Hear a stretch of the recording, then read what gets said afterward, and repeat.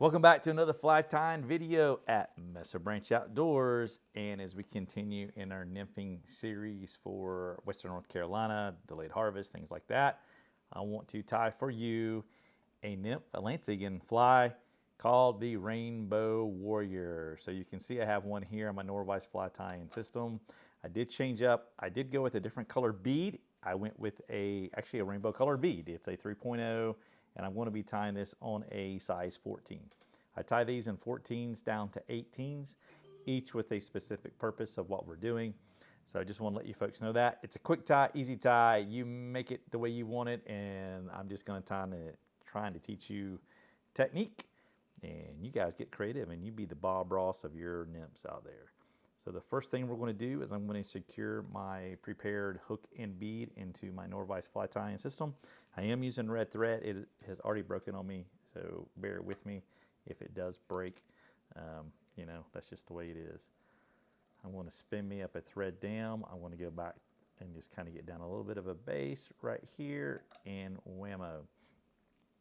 Our tail material is going to be some natural pheasant tail. You can use some CDL if you would like. Use what you have close by.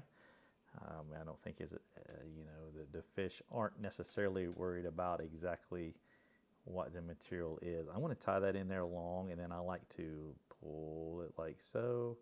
See where my tail's going to be at. Beautiful. I want to make some wraps. Try not to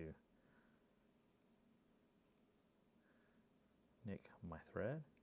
Beautiful. I like that. I want to come in here and trim it. I want to spin this. I want to give me a thread base. This fly will be pretty thin, but basically I'm evening everything out here momentarily. Let's come right here. Let that unspin. Folks, let me know where you're viewing from, and for the ones who have commented on what to name the fly, I'm going to give it a couple more weeks. What I want to do is take all these suggestions that you have sent, and at the end, we'll do a random drawing for the name, and I am going to send you a dozen of those particular flies that I have tied up just for your participation in doing that. So make sure you share and like that video as well. As many people as we can get out there, help us grow our family. We appreciate you folks subscribing and tuning in, and we are looking forward actually to getting on the water here fairly soon as the conditions get right. They will be stocking here pretty quickly. If you folks keep up with the delayed harvest stocking in North Carolina, that starts here in March. Hatchery supported waters will close, but your delayed harvest waters do remain open to catch and release. Also your national park, national forest, all that stuff remains open too. So what I tied in right there is some Semperfly. That is some body material. We've used it before in the past. Mirror tinsel. This is a 1/32 0.8 millimeter Mirage Iris. It works well. Use what you got. If you got some the flash that you currently have, it's going to do it'll be the cat's meow as well. So I want to get that started, and I'm just going to use the rotating feature of my Norvise, just like that. And I think you really seen the benefit of having a true rotary vise at that particular point.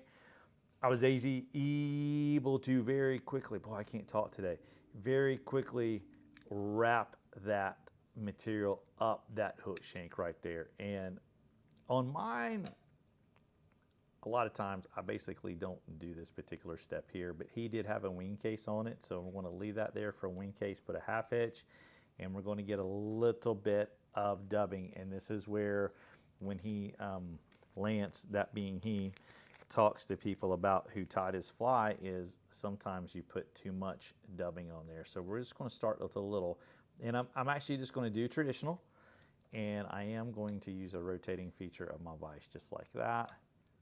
There we go. That looks pretty good. And the only thing we got left to do now is we're going to bring this tinsel over the top for the wing case.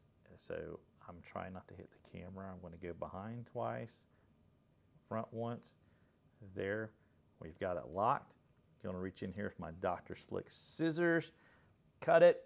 I'm going to grab my whip finish tool. This one's a Griffin. I do get asked what whip finish tool I'm using. It's a Griffin whip finish tool. Boom. We're going to do some half hitches. If you want to, at this point, want to do something, high vis, fluorescent, UV type, certainly do so. That's the cool thing about tying your own flies.